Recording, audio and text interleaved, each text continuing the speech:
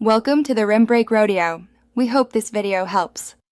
You begin by logging into the official portal using your government ID. Enter your vehicle registration number and choose Change Number Plate to start. Once done, upload clear photos of the current plate, VIN, and odometer. These prove ownership and mileage. Make sure your insurance and emission certificate details match the registration.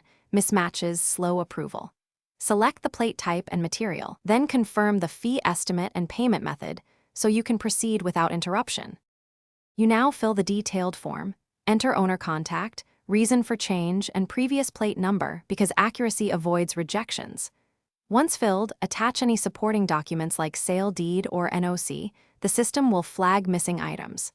Next, review each field carefully, correct typos and mismatched dates, then submit via digital signature or OTP verification. After submission, note the application ID. This is how you track status and respond if authorities request more evidence.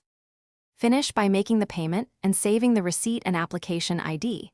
This confirms your transaction and starts processing. Once approved, you'll get options to schedule plate fitting at an authorized center or receive delivery. Choose based on convenience and verify installer credentials. If processing stalls or your application is rejected, check for document mismatches or poor quality images, upload corrected files, and contact the portal help desk with your ID. This resolves most issues quickly and keeps your timeline. Thanks for watching. Consider subscribing if we helped you.